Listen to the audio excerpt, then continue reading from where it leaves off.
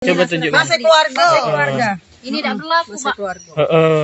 Kala sengketa tanah dengan saudara jauh, 3 rumah di Pedamaran Oki dirobohkan pakai alat berat.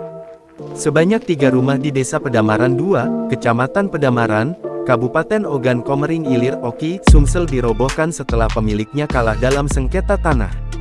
Bersengketa dengan saudara jauh mereka, para pemilik rumah sempat berupaya agar pembongkaran dengan alat berat itu tidak dilakukan. Namun upaya itu sia-sia sebab pembongkaran tetap dilakukan.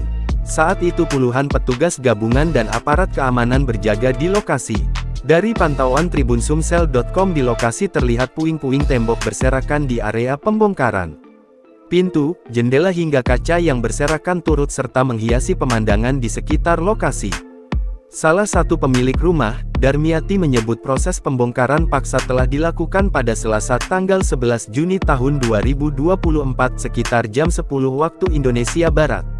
Sudah setahun gugatan masuk di PN Kayu Agung dan dimenangkan penggugat Heriadi. Sebelumnya memang sudah ada pemberitahuan untuk mengosongkan rumah kami. Tetapi kemarin pagi, penggugat datang bersama 50 orang petugas dan dengan alat berat untuk membongkar rumah milik saya, Ed dan Novianti, masih satu keluarga katanya ditemui di lokasi pada Rabu tanggal 12 Juni tahun 2024 sore. Dijelaskan dia, proses eksekusi ini dimulai dari rumah Ed berukuran 12 x 20 meter 2 lantai, lalu rumah milik Novianti 4 x 6 dan terakhir milik Darmiati ukuran 5 x 8 meter. Dikatakan, bila tanah seluas 30 x 125 meter itu memang sejak puluhan tahun lalu sudah dimiliki nenek buyutnya. Sebelum nenek buyut meninggal, masing-masing kami diwariskan sebidang tanah. Awalnya hamparan tanah di sini merupakan lahan persawahan. Tepat 12 tahun lalu, kami bertiga memutuskan mendirikan bangunan di sini. Saat itu tidak ada masalah, ungkapnya.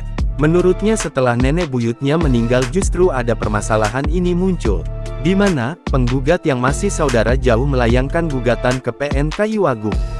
Dengan adanya pembongkaran ini, sementara waktu mereka terpaksa menginap ke rumah sanak saudara. Sementara itu Panitera Pengganti Pengadilan Negeri PN Kayu Agung, Chandra Dewi mengatakan berdasarkan dengan surat putusan Direktori Mahkamah Agung Republik Indonesia nomor 22 PDT, G, 2021 PNK.